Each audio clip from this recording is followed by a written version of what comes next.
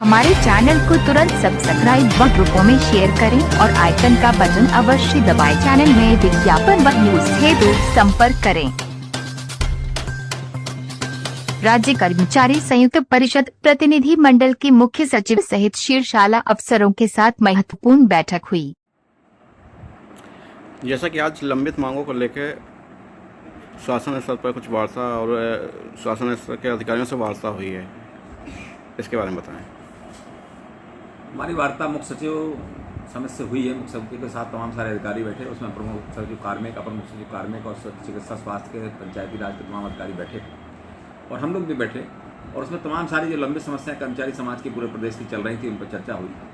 बड़ी विडम्बना की बात है कि जो कर्मचारी कैशलेस योजना हमारी थी, जिसका नाम पंडित दीनदयाल उपाध्याय सरकार ने रख दिया और उसके बाद भी उस पर अब नए अधिकारी आ गए, जिसमें आपको ध्यान होगा कि हम लोगों ने 13 दिन हड़ताल की थी और उसके बाद कैबिनेट से वो पारित हुआ। कैबिनेट से पारित होने के बाद उसकी नियमावली बनी और उसमें माननीय उच्च न्यायालय डी वाई चंद्रचूड़ जी ने उस पर लगभग 10 आदेश किए और उसके बाद आज जो अधिकारी यहाँ ट्रांसफर होकर आ गए और बैठ गए वित्त विभाग में, वो उसको लागू नहीं होने देना चाहते, वो उसका औचित्य नहीं समझ रहे आज की तारीख। ऐसा लगता है कि जब हड़ताल होती है तभी लोग बात करते हैं, उसके बाद इसको भूल जाते हैं। इसी तरह से आपने मोटरसाइकिल भत्ता देखा हमारा, जिसमें कि किसी भी कर्मचारी को कोई पैसा नहीं मिल रहा है और सुबह शाम तक हमारा कर्मचारी मोटरसाइकिलों से पूरे फील्ड में दौड़ रहा है।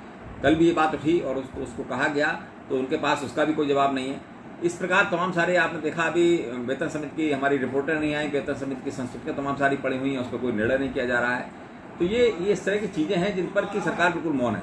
इतना उच्च लेवल पे अधिकारी भी उस पर मौन है और वित्त विभाग उनको उस तरह से बरगला देता है, उस तरह से गलत बयानी कर देता है। ऐसा लगता है ऐसे वित्त विभाग ही पूरे प्रदेश को चलाएगा और उसके अलावा कोई किसी के पास कोई करने को नहीं है। तो इन परिस्थितियों में स्थितियाँ खराब है। पुरानी पेंशन व्यवस्था की जब हम बात करते हैं तो उस पर बिल्कुल मौन हो जाते हैं। उसको तमाम सारी खामियां भी दिखा रहे हैं हम लोग, उनको कोई भी सुनने वाला नहीं है उसमें। उनके सारे कार्यालय बम्बई में बने हुए, उत्तर प्रदेश में कोई कार्यालय यहाँ नहीं है, पेंशन निदेशालय के पास कोई डाटा उपलब्ध नहीं है। तो ये सारी बातें 17 साल 15 साल 17 साल हो गए, आज की तारीख में 15 साल लगभग हो गए इसको। उसके बाद भी ये अभी तक ठीक नहीं कर पाए सिस्टम को, तो हम क्यों चाहेंगे उस पर नई पेंशन व्यवस्था को। तो सारी बातें कल कही गई और उसमें कुछ निदान निकलने की बात भी हुई। जैसे एक हमारे यहाँ फोरम होता है जिसमें कि हम लोग हैं और तमाम सारे मुकदमे ऐसे हैं जो कर्मचारियों को सुप्रीम कोर्ट और हाई कोर्ट में चल रहे हैं, उनका निदान यहीं फोरम में किया जाए। इसमें हम लोग भी बैठेंगे, IAS भी बैठेंगे, सब लोग बैठेंगे और उसका निर्णय हम लोग ही बैठ के कर लेंगे, ताकि वहाँ दुनिया भर का पैसा हमारे कर्मचारियों का भी खर्च हो रहा है और सरकार का भी खर्च हो रहा है, वो खर्च ना हो। इन पर सब पे बात अभी फिर से बैठेंगे, अपर मुख्य सचिव कार्मिक के साथ हम लोग बैठ के फिर से बात करेंगे। लेकिन स्थितियाँ ठीक नहीं है, न देने की स्थितियाँ पूरी मन बना के बैठे हुए सारे अधिकारी। तो ये सरकार की स्थिति ठीक नहीं है और हम लोग कहीं ना कहीं बड़े आंदोलन जो होने जा रहे हैं कर्मचारी शिक्षक और पेंशनर्स एसोसिएशन के द्वारा, उसमें हम सभी लोग शामिल होंगे और बात अपने आंदोलन के बीच में फिर रखेंगे ताकि ठीक से हमारी बात सुनी जा सके।